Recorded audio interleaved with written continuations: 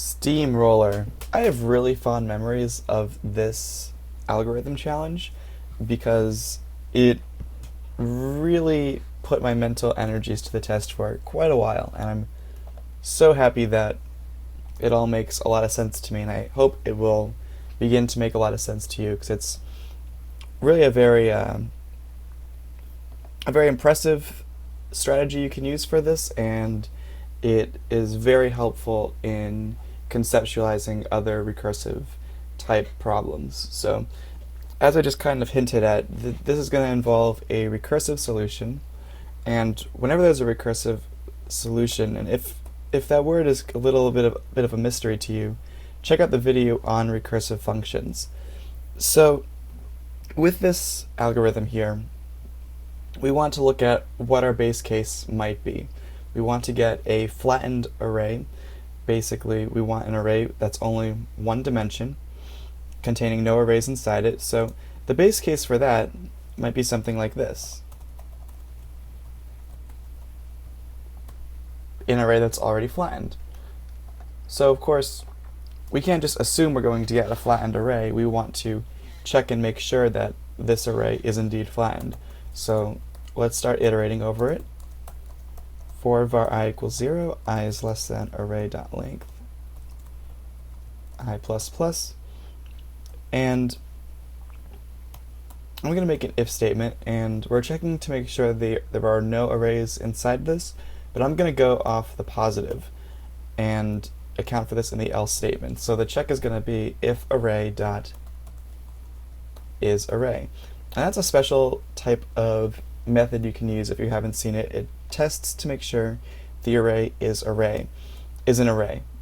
The reason for that, I'll just show you real quickly. We have our type of operator, which would return like a number for that, which would return a string for that. But if we put in an array, we actually get back object, and that's accurate because an array is part of an object prototype. So this will check to make sure the object is actually of the array prototype. So if array.isArray and of whatever value, and that's basically our non-base case. Otherwise, we have a non-array, and we can just keep going. In this case, I'm just going to push it into a result variable. So the result will contain the elements that we are sure are in its correct non-array form. So we will have result.push of array of I. And then we will return the result. So if we run this with just 1, 2, 3, we should get back 1, 2, 3. That's our base case. So that's great.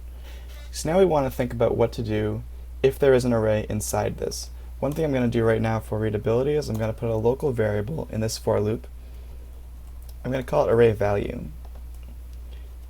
That way we don't have to always put array index of I in all these. We can just replace it with array value. And at the top here, it will update with each iteration of the loop. That is, of course, if I assign it. There we go. So now this will update with each iteration of the loop. Just like we had before, we run the test, it's still the same. So for a non-base case, we want to run this function again on the array inside it, and make sure we get back just a flattened array from that. So if we invoke STEAMROLLER on array value, that will, let's say we have something like this. Once we get to this value here, this whole thing will be put on the stack, this whole function that's currently being run, and we'll have another copy of STEAMROLLER running with just this. It will basically look like this. That's the second thing that will be running on this stack. And this will return, of course, just this. So you're thinking, well, what's the difference there? We have just the same exact value being returned. Well, for this, if we just push this onto the result, then we'll have an inner array. We will not have a flattened array. So we also want to do result equals result.concat and the result of steamroller array value.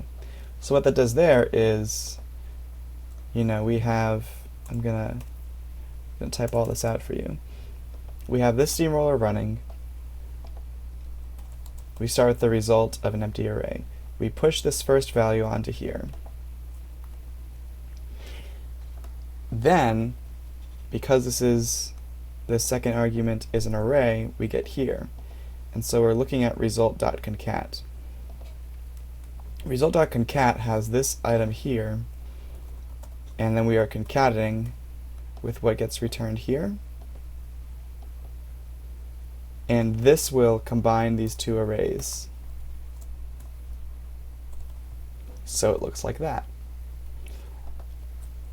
And of course, if we had an inner array like this, the whole thing would basically be, we would get an invoked function that's 3 levels deep. And this result concat would be, down here.